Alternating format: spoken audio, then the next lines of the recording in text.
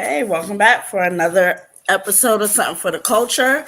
I am your host, Jazzy J. And as always, I got my partner in crime here, Doe Stacks from the Doe Show. Welcome. Thank you for having me. All right. And tonight we have an amazing special guest. I'm sure you've heard of him. This Mhm. man can be found any and everywhere from doing interviews from the Breakfast Club, had a hand in Rickey Smiley show. I mean, he's just an all around business guru, I would say. Mr. Dave Anderson, the business bully. Welcome to the culture. Well, thank you so much for having me. I appreciate it. Thank you for coming. Sure. Thank you. So I want to jump right into it Mhm. because for the people that are not familiar with who you are, can you just tell us a little bit about your background? Yeah, sure. I started my career in media at the age of 9, retired at 35, went out on my own and started um, building my way through sales and marketing and just growth strategies that I wasn't allowed to do when I was quote unquote in the industry. So Mhm. I bet on myself and then I became an entrepreneur and I started working and helping entrepreneurs grow their businesses. I manage talent. So having a phenomenal time, man. So just enjoying my life on my terms. And that's, I think the true definition of success. Absolutely. Freedom. Great. Yeah. All day, every day. Freedom. That's what we all want at the end of the day. I hope so. If not, you need to get you Right. some. Exactly. Right. So, not a lot of people know, but you were a professional wrestler here in North Carolina.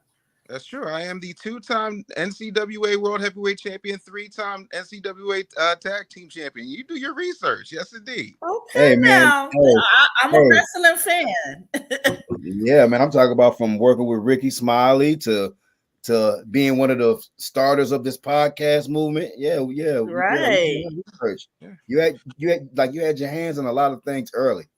Yeah. Yes. The thing for me, like when you're busy doing things, you're not really looking at it like, oh, in 30 years, this is going to be some great big thing. And, like Mhm. I was just saying yes to things everybody else was saying no to. Right. I gotten a call from a buddy of mine who ironically had the same name of the guy who sang for Sexual Chocolate. His name was Randy Watson. Randy Watson. And Randy Watson was like, yo, you need to come down here, man. The stuff we're doing in Baltimore is incredible. And I was like, okay, cool. He's like, we're Mhm. calling it on-demand audio. And I'm like, okay, cool. And I'm like, but I think this can be more. I didn't want to just put up a mix. I Mhm. wanted to do shows and whatnot. So I went and I sat down with Russell Simmons. I talked to Puff. I talked to all these different people, and I was putting this up on our servers. And I went to a very, very big radio conference and I got laughed out of the room because everybody was like, "Oh, we're gonna do either Sirius or XM," and you know, Mhm. I'm like, "No, this is the thing." And it's like, "What is an MP3 player?" They looked at me like I was stupid. Like, "Yeah, kid, get out of here." Now Right. these same people all are, eating off of what we created. The funny thing was that was 1997. You fast forward 4 or 5 years, and before then, I would say 3 years after we did that, we sat down with some folks in Cupertino, California. And Mhm. then the next thing we know, 2 years after that, Steve Jobs gets on a stage with a turtleneck and some jeans and says 10,000 songs in your pocket. Mhm. So Yeah. Yeah. That's crazy. that's how I go. Technology finally caught up. Mm-hmm. Right. Right. Yeah. So I want to get back to this wrestling thing because I'm so fascinated. I'm a wrestling fan. I'm so sorry, but I am a wrestling It's fan. okay. I just want to know, how did you get started in that? Like, So I was in Jacksonville, North Carolina doing nights.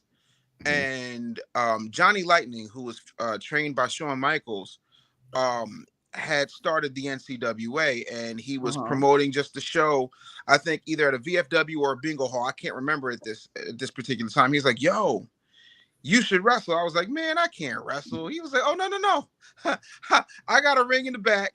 I teach classes. you're gonna come wrestle. I said, what do you mean? He said, well, what do you do all day? I said, well, I get up, and if you're in Eastern North Carolina, for me being in Jacksonville, I get up, I drive 20 minutes, I take a 6-pack to the beach, and I would sit on the beach till it's like 4:30. I drag my ass into the radio station, do 7 to midnight. After midnight, I'm hitting the club, and then I'm doing it all over again. I'm 23 years old. What do I care? Right. And Right. Johnny Lightning trained me, and then I joined the North Carolina Wrestling Alliance, and I became the champion, and I loved it. I also worked with a guy named Matt Lee, and we were tag team partners. He was on the rock station, I was on the rap station, and so we became the radio connection. And we had 2 tag team championship runs. My nerve damage was so bad I didn't get to do OVW, but I have wrestled some really dope people, and ironically, right now I am the business manager for Mark Henry, the world's strongest man. So Okay. wrestling is what I love. I absolutely love it. Yeah. That's so not only are you a wrestler, but you're an author. Yeah. I've written I'm 21 like, books. yes, I'm like so taken back by you. Like, it's amazing because like I watch a lot of your interviews, and the thing that kind of just drew me to you is the fact that you like to read like 2 to 3 books like a day, like Absolutely. just to keep up with like knowledge, and like that's amazing to me. Like, what books have you read, or let me ask you this: what books have been influential to you? Okay, there is a book called The Go-Giver, which is an amazing book. I love Damon John's The Power of Broke. Today I just finished The Capitalist Manifesto by Robert Kiyosaki, who did Rich Dad Poor Dad. Phenomenal book if you haven't gotten it. Power of Broke. Yeah, Power of Broke by Damon John. I got my pad. I'm writing all this down. It's all good. Right. Okay. Me too. There's a book called The Go-Giver. The name of the author escapes me right now, but instead of Go-Getter, it's Go-Giver. And then and then the Capitalist Manifesto from Robert Kiyosaki. For me, you got to understand, I do things from 2 places. It's either creativity or survival, right?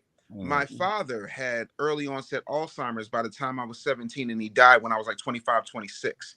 His mother had Alzheimer's and dementia, right? And my whole thing is I read somewhere that if you're keeping your brain busy, if you are doing puzzles, that can kind of dissuade offsets everything. Yeah, and I don't know if it's genetic or not, but I'm not taking the risk. So I'd rather keep my brain busy.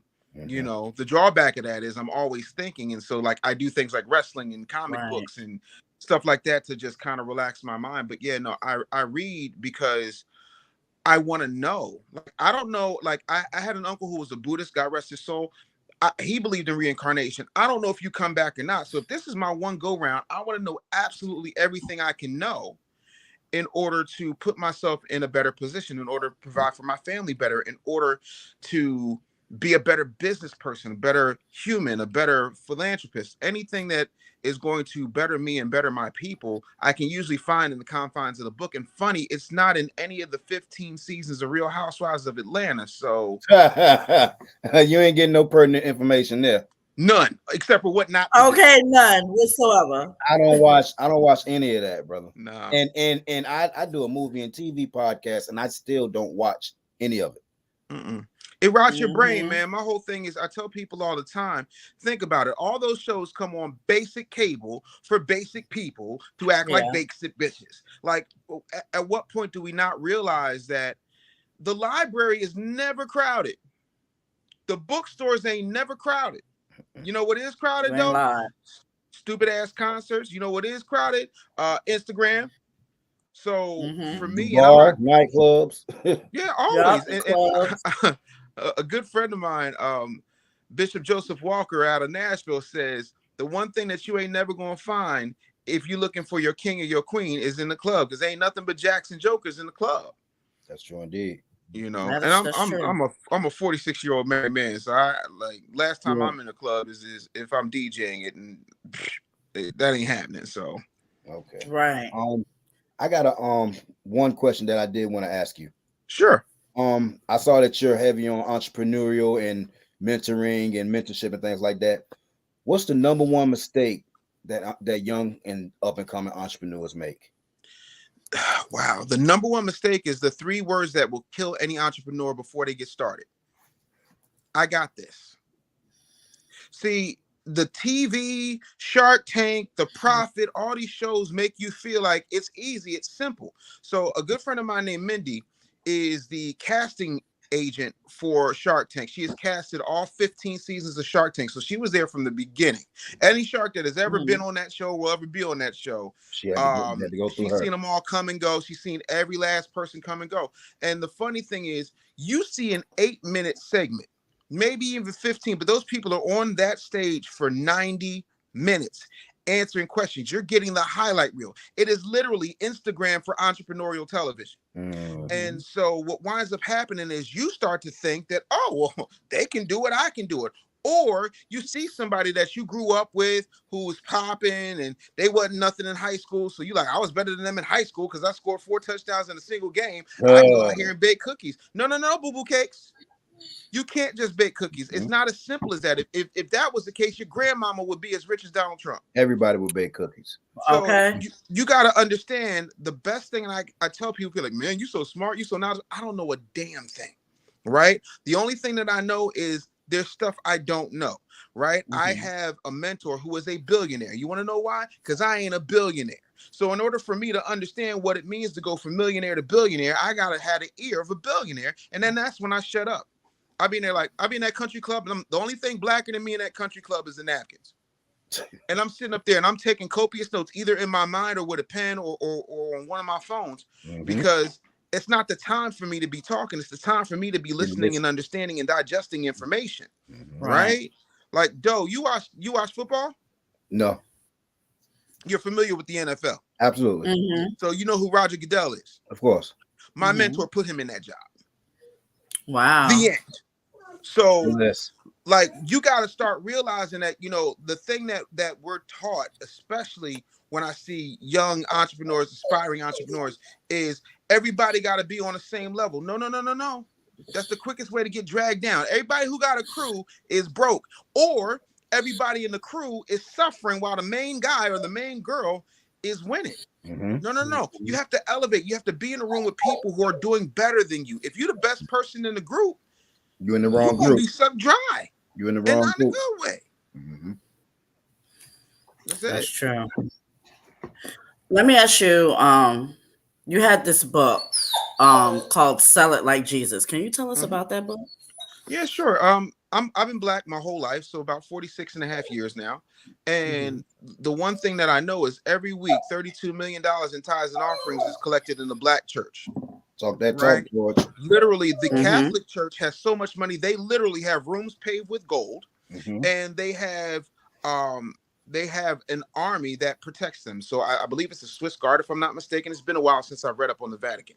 But what I do know is that a 2,000-year-old message is still resonating every single week. And Joel Osteen, TD Jakes, all these people, Sarah Jakes Roberts, and I'm not dissing anybody, I'm just stating facts, are cashing out. And the Bible is still one of the #1 selling books every year. Absolutely. There is only one human being in the history of the world who has had more books written about him than Jesus Christ, and that's Muhammad Ali. There are more books written about Muhammad Ali than there are about Jesus Christ. But Jesus Christ is the greatest merch seller, movie subject, book subject, cartoon subject of all time. There is something to be said for an impactful message. You also have to understand that this man has constantly and consistently defied the odds by doing things differently. If you pay attention, what Jesus did very well was buck tradition. If there's all these rules and there's all these commandments and there's all these things that's happening, the thing that's really ironic is that he was against all of that. And he kept his situation very smart. He had 12 friends, 3 close, 1 best. And he continued to show people how to live. So if Jesus showed people how to live, he also showed people how to sell, but we weren't paying attention. Because what did he do? The first thing he did was he got Peter and Andrew, who were fishermen, because they understood traditions of different ports of call. They also, if you've ever seen that reality show Deadly as Catch, don't nobody want to be in a dark alley with any of them fishermen.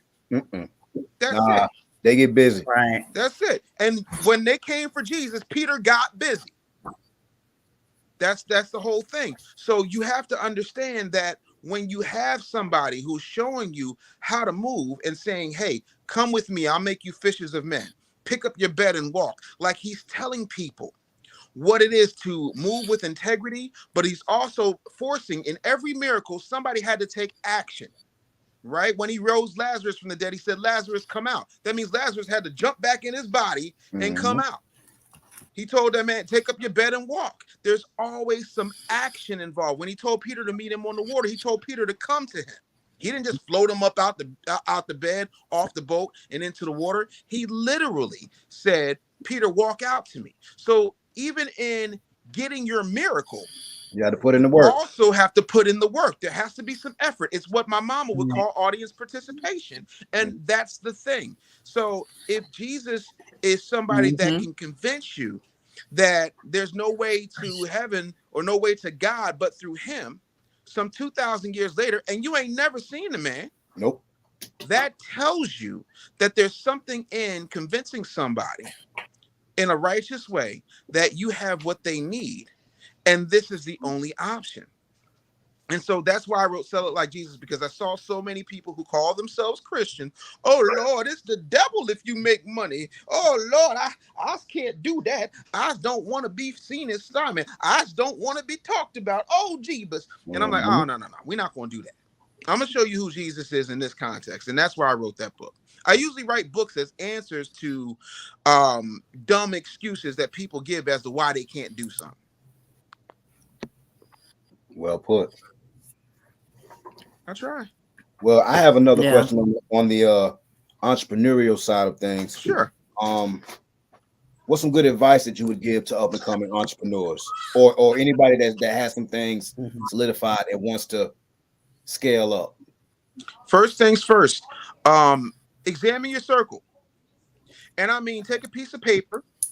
Like, you ever see Why Did I Get Married? She was like, put on one side all the pros, put on the other side all the cons.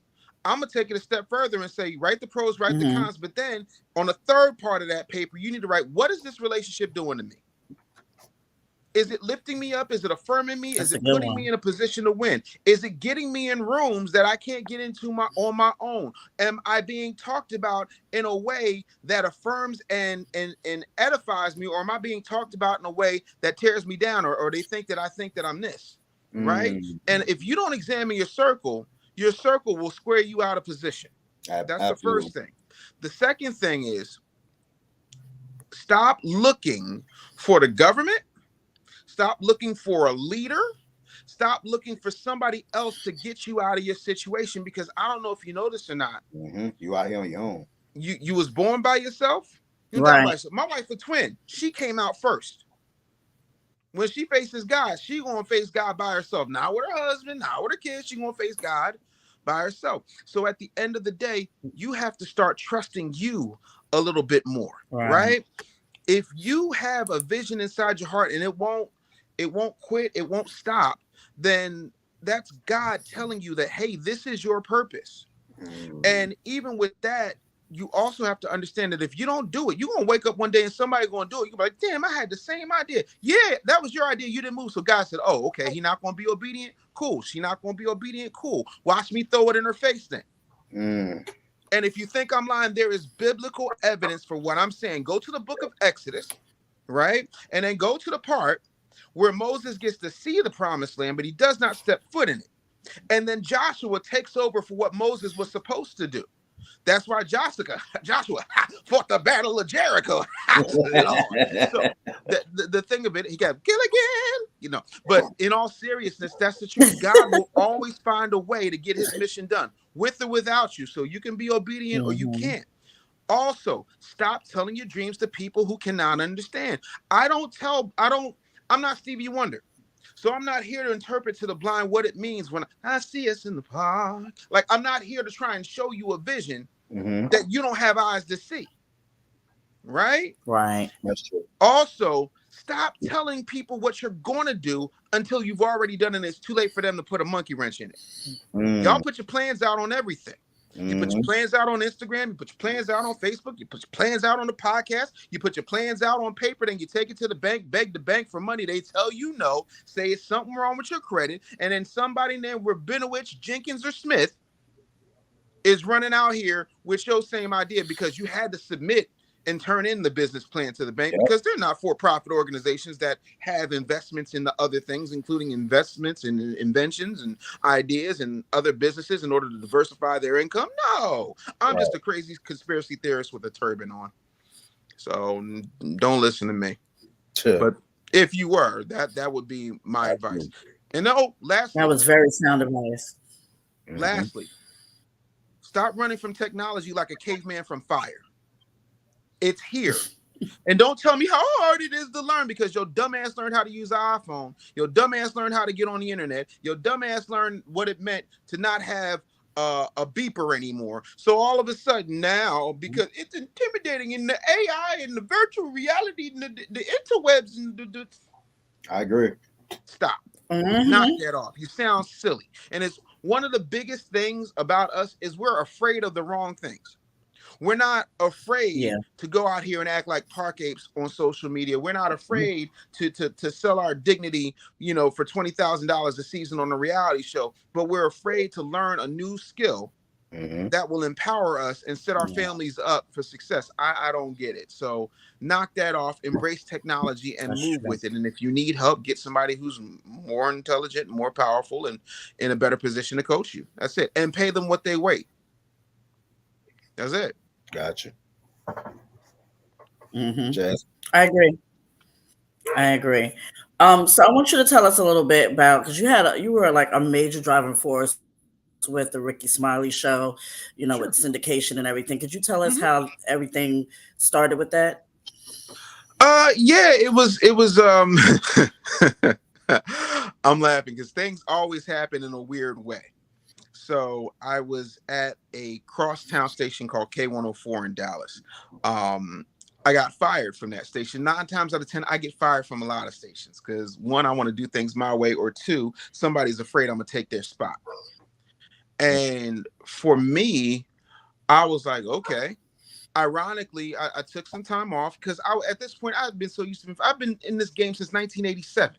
So I was used to getting fired. It was nothing for me. It was 2007. I'm in Dallas. I get fired for some nonsense. And I was like, okay, I just won tickets to WrestleMania. So I flew to Detroit. So I think that was like WrestleMania 23. I flew to Detroit, spent a week in Detroit, enjoyed myself, watched WrestleMania, all hail King Booker. And then I came back and the late, great Doug Banks was like, yo, I sent your tape over to Radio 1. You should go over there. I talked to the guy at Radio 1. He says, listen, we don't have a lot for you, but you can rack up a killing in production. And I want you to help with the morning show because I know you help with the morning show across the street. And I was like, yeah. He was like, you know Rickey Smiley? I said, yeah, I opened for him when I was in Fayetteville, North Carolina, like 7 years ago, doing stand-up. And he was like, okay, cool. You stand-up too? Bro, I'm a Laugh House original. Kevin Hart used to open for me. Like, the thing... put a pin in the stand-up thing. We'll come back to it. So I'm talking. Please do. I'm come back to it. So I'm talking to the producer at the time, and he's like, "Yeah, I gotta fly to Atlanta to do this, that, and third." I'm like, you know how people will say, "Don't leave your girl around me. Don't leave your job around me." If I see an opportunity, partner, I'm going for the gusto, and I'm not going to cut your throat. I'm just going to do a better job at your job than you're doing at your job. That's it, And so he went out of town because it was a holiday, and I was putting together a best of show, and I would grab one of the morning show talents and I bring him in. I'd grab Rickey and say this, say that, say that. Why are you having me say all this? I'm like, Rickey, trust me, it's going to make sense in the end. So I had a best of show running as if it were live. Like I had them telling the time, talking about this, and then throwing the traffic. It sounded like a live produced show, and they hadn't seen anything like it before or since. And at that point, that guy got fired. I took his job, and then we started moving into syndication. And then I started very quickly marketing him like nobody was marketing him, because at that point people just looked at Rickey as a dude who did the church lady or did Bade Lil Daryl. People call me Lil Daryl. And I was like, no. And I started using words because words mean things. Barry Gordy said the one thing that he learned from building Motown was, if you name people things that are aspirational, then they live up to that aspiration. So he called, Diana Ross's group, instead of calling them the Primettes, he called them the Supremes. He called them the Temptations. Like he kept putting people in positions of growth. So whenever we did a press release, it would be Rickey Smiley's a superstar comedian. Rickey Smiley's the next Steve Harvey. Rickey Smiley's a radio icon. It didn't matter that all he did was 95 jams in Birmingham, Alabama. It didn't matter. I said it, enough people bought into it, and I made sure the demos were so hot that Miami got on board, and then Baltimore got on board, and like all these different stations got on board.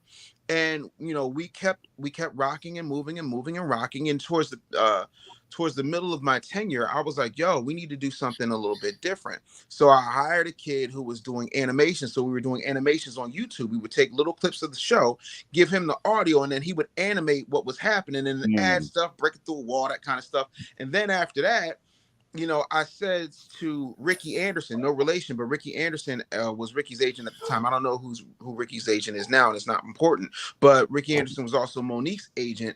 And I say to Ricky, Ricky Anderson, I think Ricky needs to do a reality show. We need to do a reality show about him being a father, him, trying to get to the top, all these things that we are doing, right? And when Ricky was off, we had a B team, and the B team was Deion Sanders and some more. Deion Sanders had just closed the deal, I think, with Oxygen, and we were doing Deion and Pilar Primetime Love, which was a positive reality show, probably one of the last positive reality shows that had any real run with it. And I was like, yo, we could do this and make it better. And we did the pilot. Pilot was great, and then I was shot down because Ricky wanted to do a sitcom. I said, it's a mistake. He's like, but Jamie did a sitcom, and I'm like, okay. And when I left, old footsteps. Right. When I left, they decided to do the sitcom. It was the lowest rated show in TV One history. You know what they did? They brushed off my template for the reality show, and that's Rickey Smiley for real. I made $0 from that.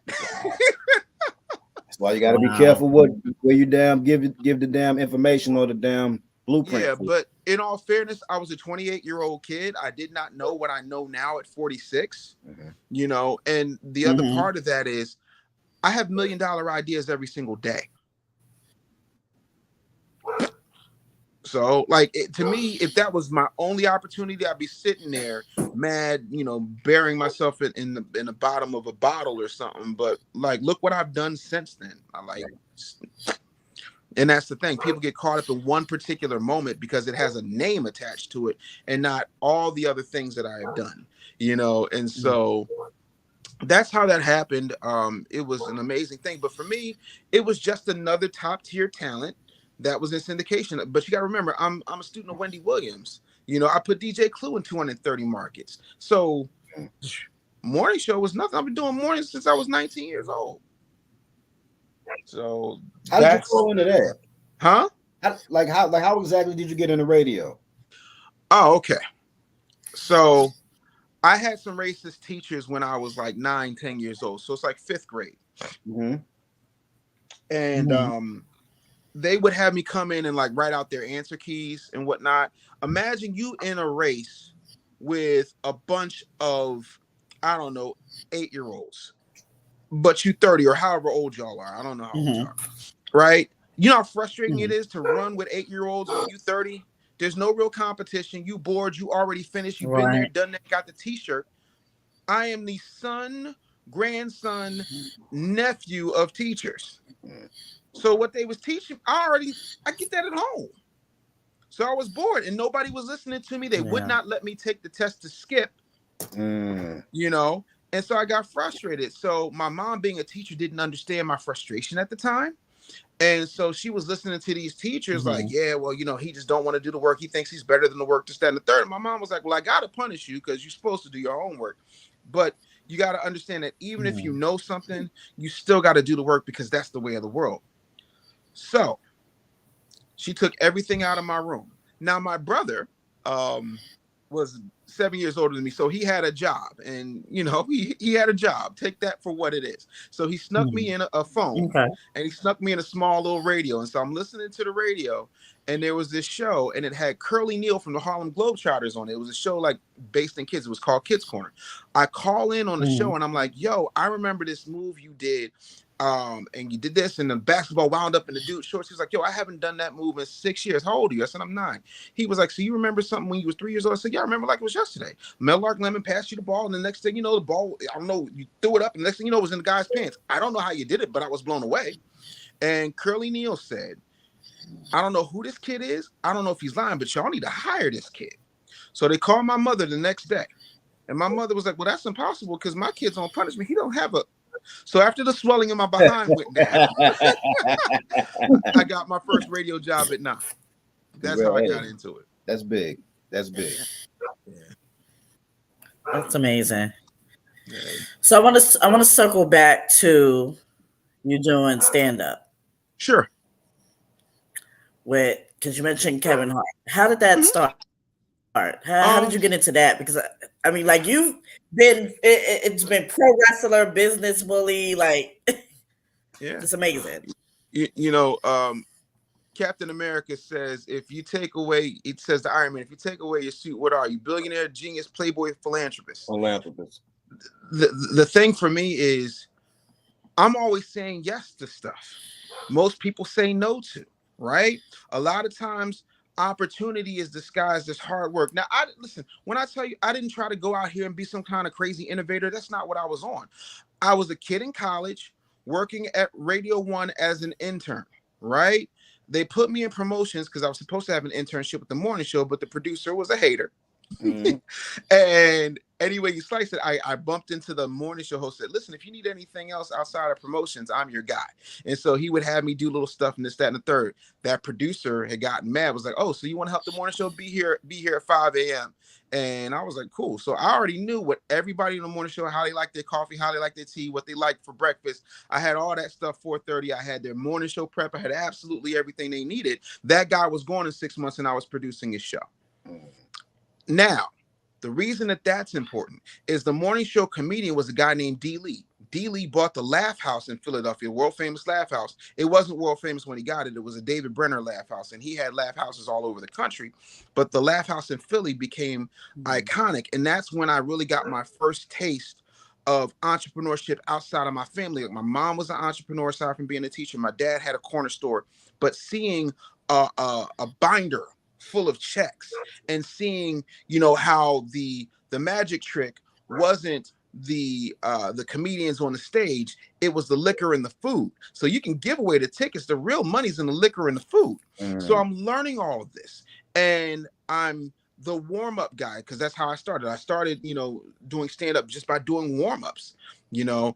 And I had gotten that spot because D, who I absolutely, you know, credit a lot of my success to this day, D was like, nah, kid, I don't think you got it. I don't think you're ready.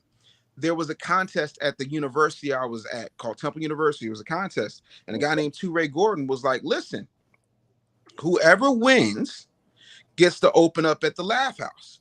And I did not win. I tied for first. It was me and Naeem Lynn from the Plastic Cup Boys. We tied for first, so we both got to perform. D walks in, sees me on the stage, like, yo, who put him on the stage? Like, no, he won a contest, and he's killing them, right? And at that point, you know, I was 20, 21 years old. Only thing I was talking about was, like, you know, how to get girls. Miss Rosie, who had a Jerry curl and was calling everybody back bottom gristle up apple noodle strudel because she had Alzheimer's, so she ain't remember nobody's name, so she give them dumb pet names that didn't make no sense. What's up, honey lamb? Ain't nobody black that ever ate a honey lamb. And I got to get a PhD in stand-up. Tommy Davidson would be like, no, stop writing, just do your jokes on the stage and then write what hits. You know, Thea Vidal was like, okay, turn the vulgarity up here, but turn it down here. Like, I got to learn from all of these. Mark Curry was like, listen, just be who you are. If they like it, they like it. If they don't, they don't. But at the end of the day, continue to be yourself. Like, I learned from the best of the best of the best.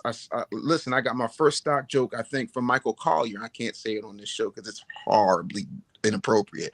But I kept saying yes to working hard in order to get what I needed to get. For me, what I found is I keep getting in positions that most people will never see because I will do things that most people will never do. I don't mind serving you. I don't mind being the background in your foreground, because my story isn't going to play out that way. Right. You know, that's the thing. Like, you got to look at everybody you've ever respected. They had to serve up under somebody. Luther Vandross sang backgrounds for Roberta Flack. Mariah Carey sang backgrounds for Brenda K. Starr. Michael Jackson sung back up for Stevie Wonder. Exactly. And that's the thing.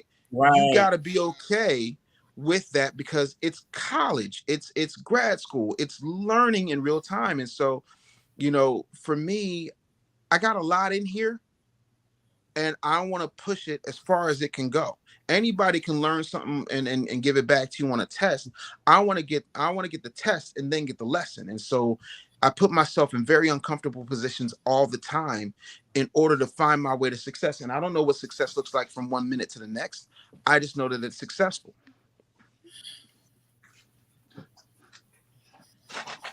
Let's go. I want to ask you this. What is the most influential advice that you have been given throughout your entire career? Wow, that's an easy one. It's a tie. All right. My mother says, "To thine own self be true," which means, you know, this is Shakespeare quoted. It means be who you are, no matter the circumstance. You ain't gotta like me. I'm cool with that. You can think whatever you want to think about me. I don't care. Right. I am me at all times. The only person who is in any position to judge me is God. And by the way, I'm not in love with your adoration, and I'm not in love with your booze. That means I don't owe you anything either way. Right? That's the first thing.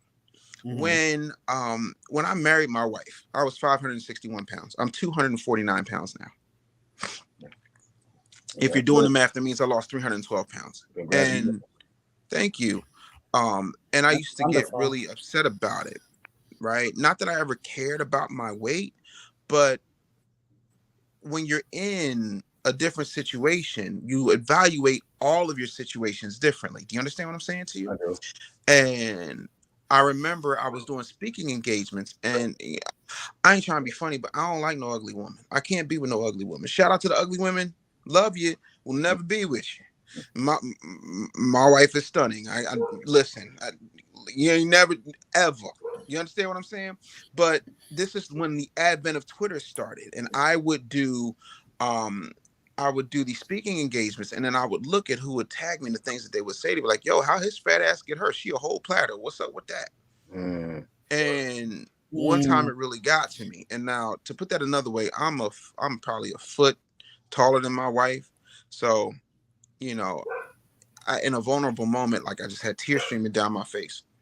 And she said, "David," I said, "Yeah." She said, "Wipe your tears. I'm gonna tell you something that's gonna take you far in life." I said, "What's that?" And I'm wiping my tears. She says, "Baby, you can lose weight, but you can't lose ugly. Ugly is to the bone, and then you ain't never been ugly a day in your life." Right? And I said, "No, that's right." I said, "You right, baby." And I said, "And when I lose this weight, I'm gonna be perfect, and they can't say shit about me." And she was like, "No, they still gonna talk about you." And I'm like, "But what else can they say?" I'm like, because in my mind, right, in my little Kanye brain, I'm like, "But I'm a genius. Like, if I fix this, there's nothing else." They will find something to say. Oh yeah. You know, and I told her, "Yeah, I lost all the weight," and they still found something to say. So my whole thing is, I live to better my people. I live to please God. I live for the adoration of my family. Right? But that's only to a certain extent. I live to be happy with the person I see in the mirror every day, you know, and not from a physical standpoint, but from a psychological, from an emotional, from a accomplishment standpoint, for what feels good to me and in my soul. And that has always taken me far. You know, people always gonna talk about you. People gonna have something to say. So be happy with you, and then be true to yourself. So the best advice I ever got was from my mother and my wife. Thank you, man. Listen, I got a laundry list of wonderful notes from this. Yeah. I have one more question. Sure. Right. if someone wanted to develop a business plan, no matter what the business was, what kind of advice would you give to them? Not to do it. To perfectly execute it. Don't do it. Here's the thing. Business plans are blueprints for losers. You're only getting a business because this is what they don't teach us. You're only writing a business plan, which is separate from a standard operating procedure. Okay? So a business plan is for you to show people who you are, what you have, why they should care, and how much money it could potentially make, so that you can go to a bank like you're wearing leather vests in the desert, like you're Jodeci on a crack binge, talking about, baby, I'm begging, baby, I'm begging, begging. No, I do not. I will not. None of my clients will ever write a business plan. What do you need it for when there's an 8-year-old making $30 million a year on YouTube reviewing other people's toys? Smarten up, Buttercup. We don't do that here. What you need to do is focus on systems, development, and standard operating procedure. How you move. I will give you an example. You ever been to Chick-fil-A? Yeah. You know what they all say at Chick-fil-A, no matter how many times you ask them something? They say, my pleasure. They do. You can ask them for 33 things. That is true. They sure do say that. The other part of that is, look in their That is drive-thru. true. When you look in their drive-thru, you will see it's 6 people in there. Not counting the people they got outside, like the Chick-fil-A Power Rangers to take your order. What's your name? Chuck, gray car. Boom, order. Right? So that when you drive up, it's as quick and convenient as it could possibly be. Everybody's got a smile. Everybody's clean. Everybody's happy. And in the rare instance, notice the shake machine's never broken. And in the rare instance, they don't have what you want. My daughter took a gig as a pet trainer at Petco. Right next to the Petco, there was a Chick-fil-A. She had a hankering for something. I don't remember what it is. It's not important. The important thing was they said, listen, we don't have it, but if you order something else, we'll have something really nice for you. So my daughter picked something else off the menu, no big deal.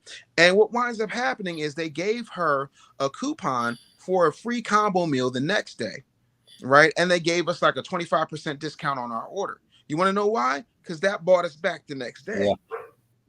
Standard operating procedure. How you do one thing is how you do everything. And you ever notice that on Sunday you really want Chick-fil-A? Yeah. Scarcity. Like, you got to look at where the clues are. The success always will leave clues. Only the smart and the ingenuitive will pick them up. That's it. You know, so for me, a business plan is what losers do because they don't know no better. That's like when you watch daytime television and they'll be like, inventors, call this number and give us the blueprint for your invention and we'll hook you. Yeah. Pinocchio going to Pleasure Island and turning himself into a jackass makes a lot more sense than you calling 1-800-INVENT-MY-ASS. Like, are you serious? Right. Like, and they keep getting you, and you keep getting suckered. Or, my other thing, the other thing that kills me is the hit a lick mentality. Somebody going to tell you, oh, it's going to take this, that, and the third. Do you know why people run from me? This is why people run from me. Because I'm going to tell you it's hard. I'm going to tell you you ain't going to like it. I'm going to tell you your website is ugly. I don't care if you like them colors. They're not appealing. Every single color, every single font, every single picture, every single word will either attract or repel the people who want to take their wallet and say, hey, take my money. It's not about your personal feelings. When I programmed radio stations, I never went from Soulja Boy to Phil Collins, even though I like Subliminal Touch and I like Crank That. Because it ain't about my personal lives. I'm here to execute a format based upon what we think millions of people will like. It's not about you. And that's the thing. A lot of times we treat our businesses better than we treat our children, and we have the unmitigated gall to call them our babies, and then we treat our babies like they're nuisances. Hello. We got to think. Did you have another question, Doe? No, man. I got a list full of information right now. That's what I got.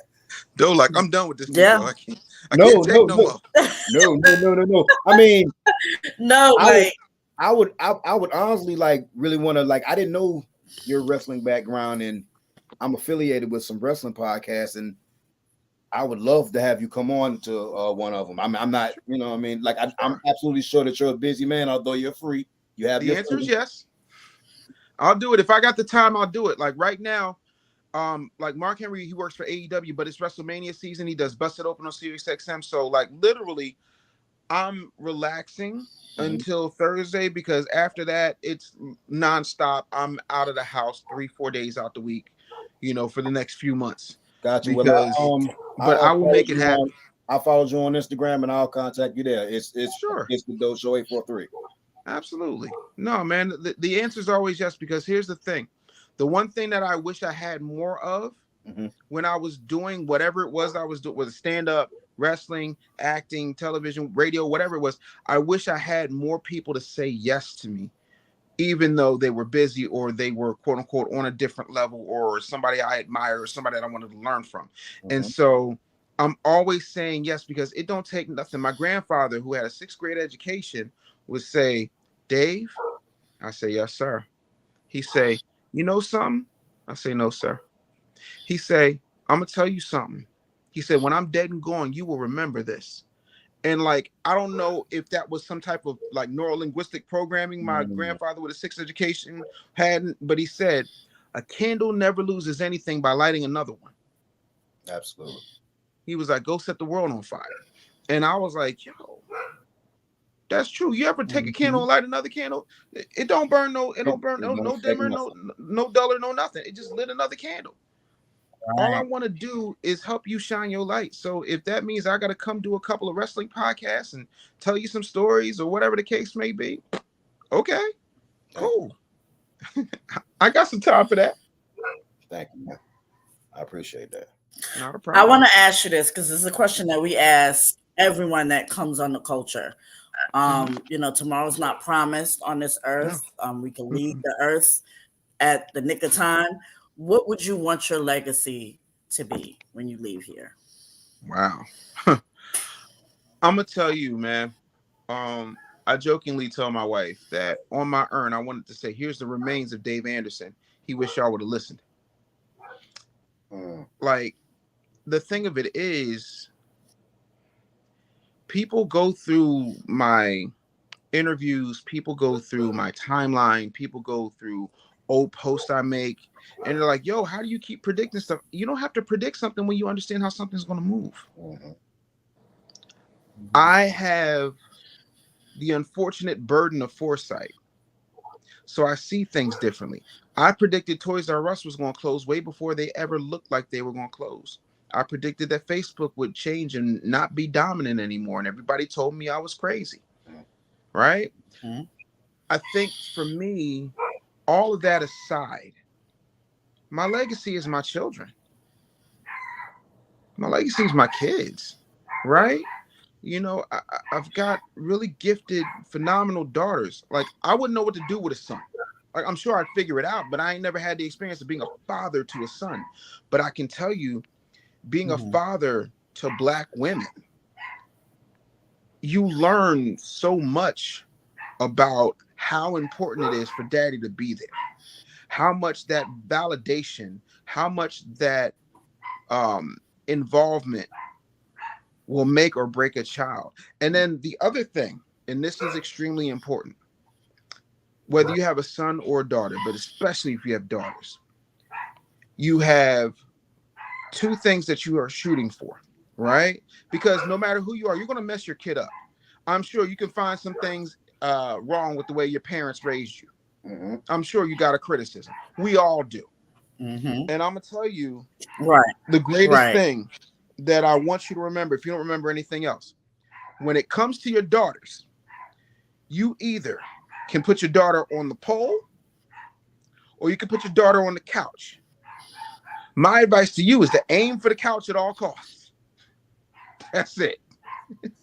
My daughters ain't seeing no pole. You understand what I'm saying to you? They gonna see a couch, and that's okay. They can unpack their feelings and get a Yana to fix their life. But my legacy is my children.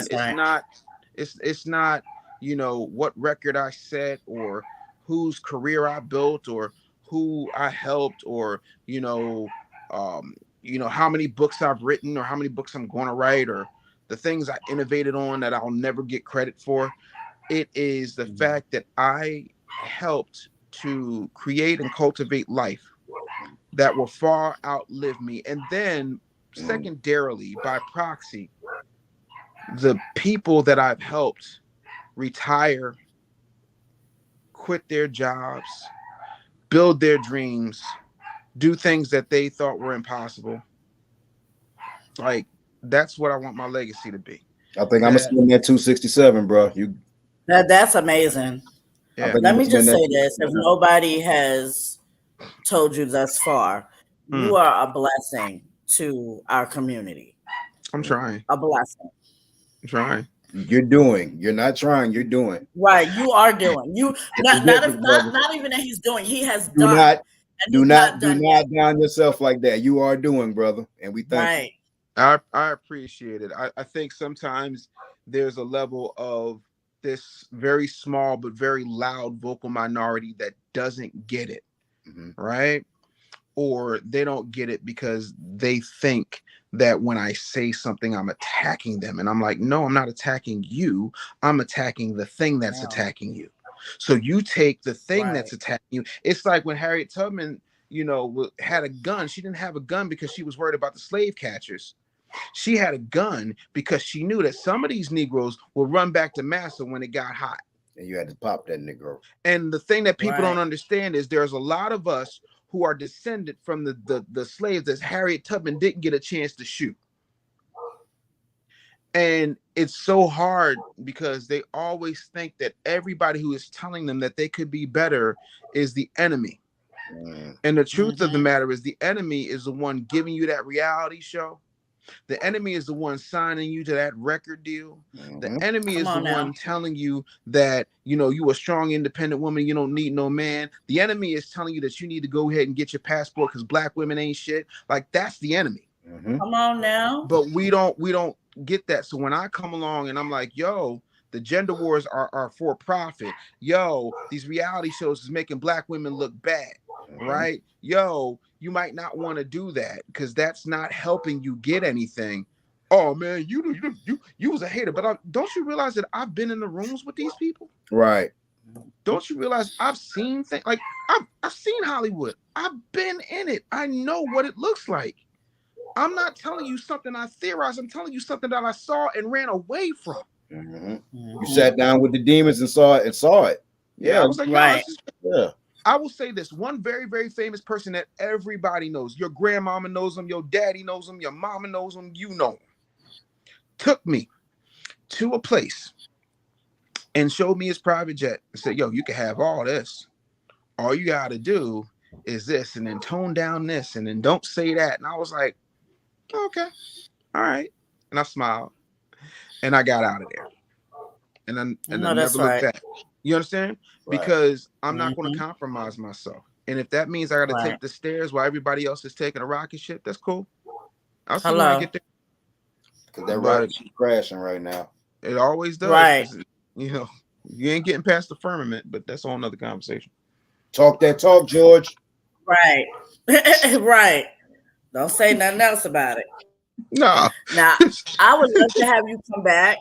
Sure. I would love to have you come back. We do a men's conference once a month on something for the culture where we gather different men from different backgrounds and they come together and speak on the society and the culture and things that they can do to improve it. And we would love to have you come back and do that. Oh, absolutely, man. Let me know. We'll work it out. If I got the time, I'll make it happen. No problem. I want to thank you again for taking the time out to even come and speak all this knowledge into us. And I'm so full of knowledge right now. Like, it's ridiculous. Like, please, we ain't even talk about nothing yet. We just no. And that's why I want you to come back. Iceberg. But thank you, man. And we sincerely appreciate you, man. Thank you very much. Man, it's an honor and a pleasure. I appreciate the platform, man. About to go downstairs and watch Raw because I know I done missed like an hour, but it was worth it. All right, thank you, man. Hey, I'll send you a friend request on IG. I'll contact you there. For sure. I appreciate it. Thank you much.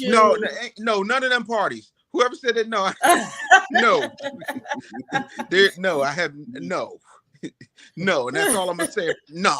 No. No. I'm gonna let you take this time out to give any shout outs you want to do and let us know where we can reach you at all social media platforms. Yeah, so the first thing I will say is I need people to support something for the culture because it's important for us to have positive Black spaces where we can talk and be blackety black and talk about things without being hindered or interrupted or disrespected. That to me is extremely important. So if you're not following, if you're not sharing, if you're not backing up these wonderful people, then you're doing yourself a disservice. You're literally robbing from them because they're trying to literally give the culture something back, right? The other thing is I want everybody to take some time and think about what their goals are, what their dreams are. And if that's what you really want and you're serious about having a conversation, then I just put out a 5-minute mastermind. You can get it right now at thebusinessbully.com/clients. thebusinessbully.com/clients. It's a 5-minute mastermind. I ain't got time. Like I can come on here and talk for an hour, but I ain't got time to be sitting through no damn webinar. I'm not trying to do all that. I want you to get the information going about your business. Plus, there's a link where you can get on our calendar and talk to one of my coaches and see if there's some way that we can help you. You know, that's always a thing. Even that in and of itself is free. Now, if you choose that you want to work with my team, of course, you got to invest in yourself. But I mean, you've wasted money on things like college and haven't had that pay off for you yet because you're busy trying to pay off college. This is a situation where we want to be able to help you get at least some advice that's going to allow you to move forward. So thebusinessbully.com/clients, and always follow me on Instagram. There's a lot of fun little Easter eggs I got in my videos. It's a lot of real heavy content running around there. You know, if you know what you're looking for, you'll be able to pick up the things that I'm trying to put down. That's why Easter eggs are important, because sometimes you can't say the things that you really want to say the way that you want to say them. So that's it, man. But I just want you guys to keep going and keep growing and showing people that we can make Black media happen without being mean, without being vindictive, without being bitter about what somebody else has and we don't. Like that to me is the corniest thing in the world. So, you know, I would say God bless you for having me. Thank you for having me. You know, thanks for giving me a platform, you know, for an old man to run his mouth. Well, Doe, go ahead. I'm gonna let you go ahead and give out your shout outs and where we can reach you at on your show. Hey man, y'all can find me on the Doe Show on Thursdays. You can find me here with Something for the Culture. You can find me Sundays with 2.5 Guys podcast, Fridays on Urban Illustrated, and Tuesdays on Dope Dishes with Doe on all social media platforms. And if you need some furniture move, holla at me. Goddamn small but mighty movie. Okay. Come on now. Let's go. If Come on now. If you need something catered, please holler at me at Dope Dishes Catering. And if you want a cookbook, holler at me. I got the cookbook, dopedisheswithdoe.com. Yes. We out here. We working. That's it. Right. Listen, I tell people all the time, you got a talent, you better monetize it. If you cooking and moving at the same time, you need to be moving them hot plates like it's Meals on Wheels. I ain't mad. Go get them. Thank you, man. Thank you. Well, you know, I can catch us here every Monday night on The Culture at 8 p.m. I'm also on the Doe Show with Doe on Thursday nights.